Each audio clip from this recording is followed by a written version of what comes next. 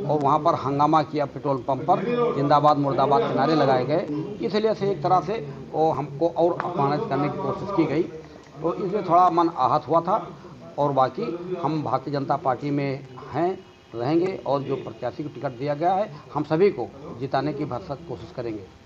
जो मौजूदा प्रत्याशी उतारा गया है, इस बार क्या कुछ छवि है वहाँ की हैदराबाद क्षेत्र की?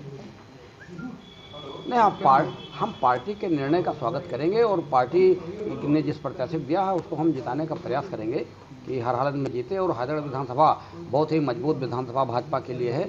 लोकसभा का प्रत्याशी 45,000 से हमने बढ़त हासिल दी थी उनको, इसलिए प्रत्याशी हमारे चुनाव जीतेंगे और जिले में सभी लगभग जीतेंगे।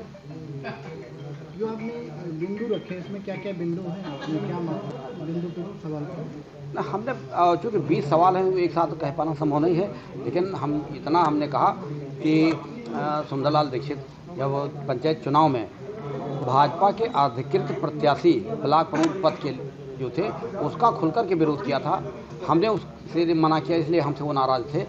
जिला पंचायत का जब सदस्य चुनाव हो रहा था तब वो भाजपा के अधिकृत प्रत्याशी का विरोध करके नेहा सिंह आनंद निर्दल प्रत्याशी के साथ में खड़े थे, हमने उनको मना किया, इसलिए वो हमसे नाराज थे। और ये कहते 5 साल में तो उठे बैठे नहीं, हमसे मिले नहीं। यही सारे कारण थे कि वो दल विरोधी काम करते थे और हम उनको मना करते थे, इसलिए हमसे नाखुश थे। इसलिए हमारे खिलाफ उन्होंने एक मोहरा खोल रखा था और उसमें वो हमारा टिकट कटाने में कामयाब हुए।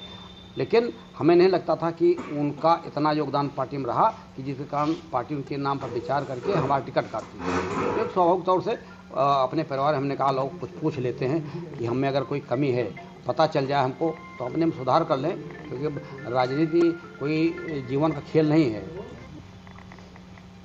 आप क्या कुछ गलत काम करवाना चाह रहे थे पूर्व विधायक सुंदरलाल दीक्षित, जो आप नहीं करना चाह रहे थे, इसलिए ऐसा हुआ? मन में उनके रहा होगा। हम चूँकि एक बहुत सीधी सादी बात, हम न्यायिक काम करते हैं, जो संवैधानिक काम है, जो सही काम है सही काम करते हैं, इसलिए कोई हम पे गलत दबाव नहीं डाल सकता कि तुम गलत काम करो, क्योंकि हमारे स्वभाव से वो भी परिचित हैं। हम जो सच है सच करते हैं और हम दायरे में रह कर के ही काम करते हैं। हम जब विधानसभा में जाते हैं हमने शपथ ली है कि जो संविधान सम्मत काम हो वही करेंगे, इसलिए हम पर कोई गलत दबाव डाल नहीं सकता, लेकिन मन में अगर है तो नाखुशी उसकी हो सकती है। क्या इस बार आप टिकट मांग रहे थे बेटे के लिए अपने? बैजनाथ रावत जी हैं हैदरगढ़ से विधायक, उन्होंने काफ़ी आरोप लगाए हैं और बताया है कि उनका जो उम्मीदवार हैं या जो और नेता हैं उनका सम्मान नहीं किया गया, उनका अपमान किया गया टिकट कटने के बाद। देखिए, टिकट उनका कटा है और ये ऐसा पहली बार नहीं हुआ है। बैजनाथ रावत जी भारतीय जनता पार्टी के बहुत ही पुराने और सीनियर लीडर हैं और एक बार वो विधायक भी रहे, मंत्री भी रहे, सांसद भी रहे और अभी मौजूदा समय में वो विधायक हैं। इसके पहले भी कभी उनका टिकट काटा गया, टिकट काट करके दूसरे को टिकट दिया गया, तो स्वाभाविक है जब टिकट कटता है तो व्यक्ति को थोड़ा सा कष्ट होता है। लेकिन पहले जब टिकट काटा गया लोकसभा का और रामनरेश रावत को टिकट दिया गया था, तो इसका मतलब ये नहीं था कि बैजनाथ रावत जी को पार्टी ने छोड़ दिया था। पार्टी ने बैजनाथ रावत जी को पुनः मौका दिया और फिर से उनको टिकट दिया 2017 में, और फिर से 2017 में विधायक बन करके आए। तो आज कुछ परिस्थितियां वहां की ऐसी रही होंगी जिस पर पार्टी ने विचार किया होगा और चुनाव में कोई बहुत ज़्यादा विरोध ना उत्पन्न हो, चुनाव जीता जा सके, इस रणनीति के तहत उनका टिकट बदल करके किसी दूसरे को टिकट, दिनेश रावत को टिकट दिया गया है। लेकिन इसका मतलब ये नहीं कि पार्टी ने उनको जो है छोड़ा है।